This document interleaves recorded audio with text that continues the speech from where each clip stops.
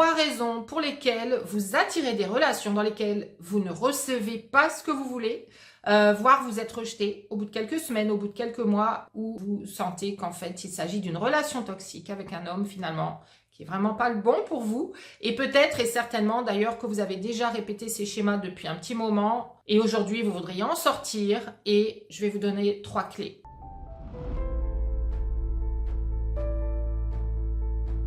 La première clé, c'est votre relation à vous-même. Quelle relation avez-vous avec vous-même? Quelle est la façon dont vous vous traitez vous-même? Quelle est la façon dont vous traitez vos propres attentes, vos propres désirs et la position que vous vous donnez au cœur des relations? Parce que je voudrais que vous preniez conscience que ce que vous attendez d'un homme, en fait, vous devez d'abord vous le donner à vous. Et ce que vous attendez certainement, c'est de vous sentir complètement entendu, respecté, pris en compte et traité comme une reine. Alors, est-ce que vous vous mettez vous-même au centre de votre vie? Est-ce que vous écoutez vos besoins? Est-ce que vous écoutez vos désirs? Est-ce que vous les assumez pleinement? Est-ce que vous élevez suffisamment vos standards pour attirer un homme de haut standard? La façon dont vous vous traitez vous-même, la façon dont vous vous respectez, la façon dont vous acceptez ou non d'être traité par les autres, ça va définir la façon dont les autres vous traitent et la façon dont les hommes viennent vers vous, mais aussi la façon dont ils vous perçoivent. La valeur que vous vous accordez à vous-même, c'est la valeur qu'un homme va percevoir de vous. Pour la petite histoire, j'ai vécu moi-même une fameuse transformation vraiment profonde qui est arrivée d'un coup après une relation hyper toxique de 3 ans, où j'ai vraiment pris conscience de certaines choses, pris conscience qu'en fait ça ne pouvait plus durer, ça c'était vraiment la première chose. Je ne pouvais plus vivre ces émotions-là dans lesquelles je m'étais retrouvée, qui sont des émotions que vous connaissez si vous avez déjà été dans une relation toxique où en fait on se perd en cours de route, on finit par ne plus avoir aucune énergie, par se remettre en question chaque jour, ne plus même savoir qui on est. Et en fait, on finit par être complètement dans sa tête, à ne plus être complètement incarné en fait en soi, dans le centre justement de sa vie, dans le centre de son propre corps, de qui on est, et prendre sa place. On n'arrive plus à prendre sa place, l'autre est au centre. On essaye de lui plaire, on essaye de correspondre à ses attentes, et en fait l'autre, quand il s'agit en fait d'un homme narcissique, d'un homme qui n'est pas équilibré et potentiellement du coup toxique pour nous, donc je parle du profil de pervers narcissique, même si j'aime pas ce mot parce qu'en fait ce sont aussi des personnes qui ont eu leurs propres blessures à la base, donc moi je comprends en tout cas ce qui s'est passé derrière, même si ça n'excuse pas les comportements. Donc, dans ce type de relation, en fait, on finit par mettre l'autre au centre de notre attention et on essaye de correspondre à qui il est. Mais en fait, ce n'est pas cette relation qui a créé ce pattern. Si on a attiré cette relation, c'est qu'il y avait déjà un pattern en nous à la base. Un pattern dans lequel on met l'autre au centre, on met ses besoins au centre. On a appris à être là pour l'autre, à faire attention à ce que l'autre attend de nous et en fait, soit le combler, soit lui faire plaisir pour être aimé, pour avoir la reconnaissance qu'on est une bonne personne et pour se sentir complètement accueilli. Et plus on a eu de blessures dans l'enfance et plus on va rechercher justement cette reconnaissance, cet amour quand on est adulte. Mais il faut savoir que cette recherche est basée sur les besoins de l'enfant intérieur, de l'enfant qui restait en vous, dont les émotions n'ont pas été maturées, transformé, et ce qui fait que aujourd'hui vous n'êtes pas en maîtrise de ces émotions, comme je ne l'étais pas non plus moi-même pendant des années. Et quand je dis des années, c'est une quarantaine d'années où en fait j'étais j'ai toujours été hypersensible, mais j'étais vraiment particulièrement émotionnelle, particulièrement réactive au regard de l'autre. Dès que en fait je voyais de la valeur dans l'autre, je voulais lui plaire, je voulais correspondre, je voulais qu'il me regarde, même si c'est quelqu'un dont je savais qu'il n'était pas du tout fait pour moi. Un homme qui était vraiment aux antipodes de ce que j'attendais, eh bien, malgré moi, en fait, dès lors qu'il correspondait à un schéma que j'avais en moi, il faut savoir que dans ce cas-là, on attire des schémas qui correspondent à nos propres schémas erronés. Donc, on n'attire pas forcément le grand amour, mais on va le ressentir comme du grand amour parce que on est dans toutes les émotions possibles. Et en fait, ce que vous ressentez pour un homme ne veut pas dire qu'il s'agit d'amour. Il peut s'agir, comme c'était le cas pour moi à l'époque, du coup, d'hommes en fait qui réveillaient des blessures en moi et des besoins de réparation de ces blessures, des besoins d'être comblés dans ces blessures. Et en fait, les profils que j'attirais correspondaient aux profils que j'ai rencontrés très tôt dans mon enfance. Et le premier profil qu'on rencontre, eh bien, ce sont nos parents. Et ils vont nous donner des modèles, des exemples, et ils vont nous faire ressentir certaines émotions, ils vont avoir certains comportements avec nous, ils vont nous dire certaines choses qu'on va prendre comme des vérités. Et en fait, sans même que ça passe par le cerveau, par la compréhension mentale, en fait, jusqu'à 7 ans, il faut savoir qu'on ressent les choses. On ressent ce qu'on doit faire, on ressent ce qui est bon, on ressent ce qui est pas bon. On le ressent, on l'intègre dans notre système nerveux et c'est notre système nerveux qui va se rappeler, qui va mémoriser nos expériences. Et en fait, à partir de là, dans les années qui suivent, monter dans notre inconscient des schémas qui nous mettent en sécurité, donc qui nous bloquent quand on a envie d'avancer d'une certaine façon.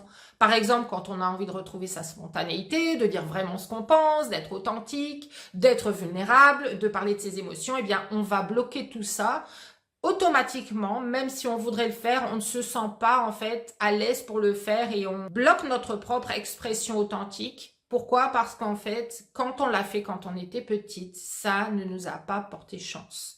Et tous ces schémas qu'on a vécus dans l'enfance, on va les reproduire au fur et à mesure pendant sa vie. Donc, ce qui s'est passé pour moi, au terme de cette relation toxique, c'est que j'ai véritablement pris conscience. À un moment donné, ça s'est passé le temps d'une douche, j'en parle dans d'autres vidéos de cette histoire, mais j'ai vraiment réalisé d'un coup, en fait, combien j'avais toujours été la créatrice de ma vie. Combien tout ce que j'avais produit, construit, obtenu dans ma vie, en fait, c'était lié aux efforts que moi j'avais fournis, à mon intelligence, à mon courage.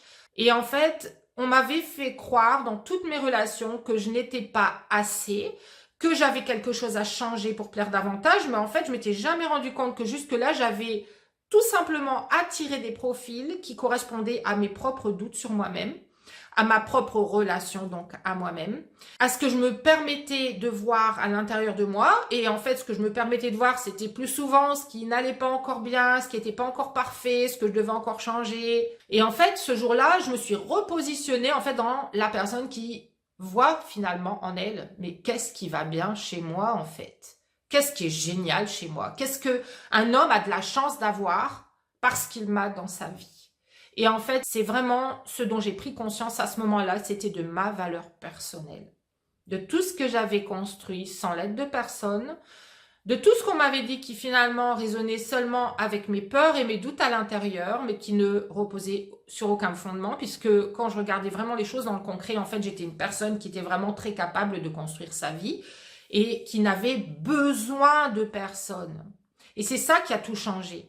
À partir de là, j'ai pas fait les choses parce que j'avais besoin, j'ai fait les choses parce que j'avais envie ou non.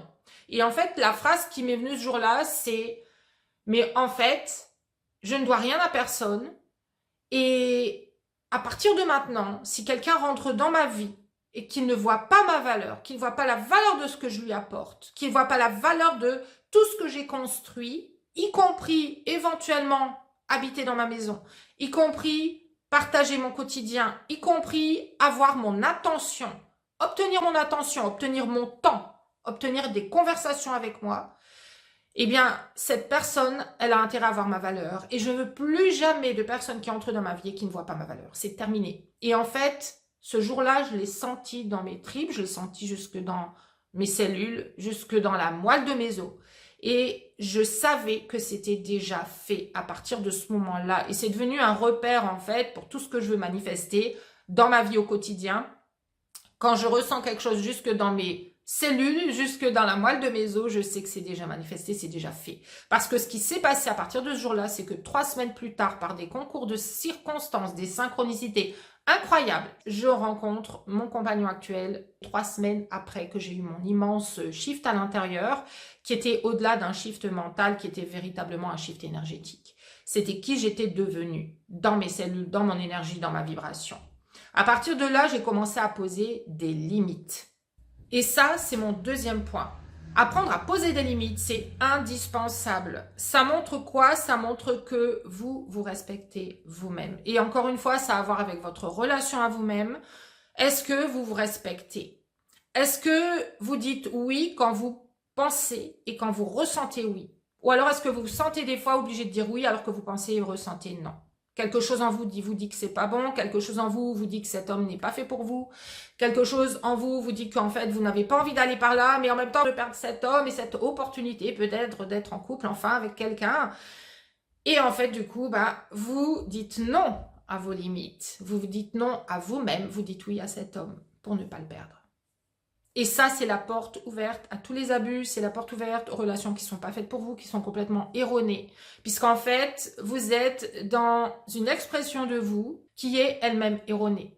Vous êtes en train, en fait, finalement de vous mentir à vous-même. Alors, je sais que c'est quelque chose qui vient à la base des tripes, mais justement, tripes veut dire aussi schéma intérieur, veut dire peur, veut dire doute, veut dire estime de soi, plus ou moins développée, et veut dire, en fait, réactions viscérales, réactions émotionnelles qui sont liées à des schémas intérieurs. Donc, quand vous répondez à un homme, quand vous répondez à ce qu'il vous propose, posez-vous la question, est-ce que c'est vraiment ce que je veux? Est-ce que c'est vraiment ce que je désire? Est-ce que c'est vraiment ce que j'ai envie de faire? Et mon troisième point, c'est celui-ci. Ne faites plus les choses pour ne pas perdre une relation. Ne faites plus les choses pour plaire à un homme. Ne faites plus les choses pour correspondre à ses attentes. Parce qu'en fait, quand vous faites ça, vous n'êtes pas du tout en train de vous garantir que vous êtes en train de trouver l'amour. Vous êtes en train de vous garantir que vous êtes en train de correspondre à une personne pour la suivre. Vous êtes la personne qui suit, alors que vous devriez être la personne qui irradie quelque chose de tellement de tellement vrai, de tellement authentique, de tellement ancré, de tellement sûr et du coup lumineux, magnétique, qu'en fait, la personne qui va vous adorer tel que vous êtes va venir naturellement vers vous. Et cet homme ne va pas pouvoir résister à l'envie d'aller vers vous. Mais tout ça, ça part de votre connexion à vous, de votre relation à vous-même. Ça ne part jamais de « je cours après un homme, je fais tout pour lui plaire, je suis dans ma tête, je réfléchis ». Et en fait, j'anticipe toutes les solutions possibles, toutes les pistes possibles, tous les chemins que ça pourrait prendre. Je m'imagine déjà avec lui, alors qu'en fait, je ne me suis même pas posé les questions de base. Qui suis-je? Qu'est-ce que je veux? Est-ce que cet homme répond à mes besoins? Et en fait, les personnes, les lumineuses avec lesquelles je travaille me disent, après coup, quand on a travaillé ensemble, quand elles ont travaillé avec mes programmes éventuellement, elles me disent, Stéphanie, j'ai découvert un nouveau monde. En fait, c'est un nouvel univers que vous découvrez, comme moi, je l'ai découvert moi-même. Et en fait, je pourrais plus en bouger de cet univers. Je pourrais plus jamais revenir à la petite moi que j'étais, qui était toute crispée, qui était dans l'obscurité, dans l'ombre, dans ses propres ombres, et qui essayait de tout tenir, et qui était toujours anxieuse, en fait, à l'idée d'être abandonnée, d'être rejetée, ou de vivre encore une relation qui allait pas être la bonne. Et à chaque fois, je projetais, je me dis, ça y est, c'est le bon, et je ressens que ce sont les bons signes. Mais non, les bons signes s'apprennent. Les bons signes s'apprennent, être dans la bonne énergie, ce que j'appelle le féminin lumineux, le féminin qui irradie autour de lui, ça s'apprend. Et les bons comportements s'apprennent. Ça s'apprend en découvrant ce que les hommes veulent vraiment, qu'est-ce qui se passe en eux, dans leur tête. Je parle ici des hommes masculins, les hommes qui sont ancrés, alignés, qui savent ce qu'ils veulent et qui veulent une femme comme vous, une femme de haute valeur, une femme intelligente, une femme sensible. En fait, vous avez tout ce qu'il faut pour être aimé par un homme de valeur, de qualité. Seulement, vous n'y croyez pas forcément vous-même. Et en fait, ce que vous renvoyez, ce n'est pas l'image d'une femme de qualité. Même si vous avez toutes ces qualités, j'insiste. Mais ce que vous renvoyez autour de vous, c'est « je me contente de peu, je me contente des miettes, je ne sais pas poser mes limites, je ne sais même pas quels sont mes plus hauts standards finalement, j'ose même pas les suivre parce qu'en fait, qui je serais moi pour en demander plus? Et de toute façon, si j'en demande plus, il n'y a plus personne qui sera là. » Parce que moi, je me souviens à l'époque, je me disais « mais en fait, je veux pas grand-chose, je veux juste une relation dans laquelle on est bien ensemble et c'est tout. Je veux quelque chose de simple. Une relation dans laquelle c'est fluide. » Ben oui, mais en fait, ça, c'est en fait une relation de qualité. Et cette relation de qualité, ça demande d'avoir certains standards. Et pour avoir ces standards, vous devez vous-même les incarner et les rayonner autour de vous et les exprimer autour de vous dans votre énergie et dans vos comportements. Donc ça, c'est ce que je vous apprends à faire. C'est la femme de haute valeur, de haute qualité que je vous apprends à pleinement incarner. Les femmes avec lesquelles je travaille sont de haut calibre. Ce sont des femmes incroyables qui ont fait tellement dans leur vie et qui sont des femmes ambitieuses et qui sont en fait des femmes qui apparaissent comme fortes mais qui ont en parallèle cette hypersensibilité, cette hyper-empathie où en fait, elles font tellement mais reçoivent tellement peu. Et en fait, ce que je veux pour vous, c'est l'inverse. C'est commencer à vous laisser porter dans votre énergie féminine, dans ce que j'appelle donc le féminin lumineux. Ça demande de transformer vos perspectives, ça demande d'agir à partir d'une nouvelle énergie en fait, que vous n'utilisez pas aujourd'hui, puisqu'aujourd'hui vous êtes dans votre mental, dans votre réflexion, dans votre énergie masculine. Donc si vous en avez assez de saboter vos relations et que vous avez envie de passer à autre chose et de manifester l'amour, je vous invite à réserver un appel avec moi et on va voir ensemble quelle est la meilleure formule pour vous, pour manifester cet homme qui est idéal pour vous dans le plus bref délai. J'espère que cette vidéo vous a parlé. Si c'est le cas, pensez à la liker, à la partager, à la commenter. Je vous souhaite une excellente et lumineuse journée et je vous dis à la prochaine vidéo. Ciao!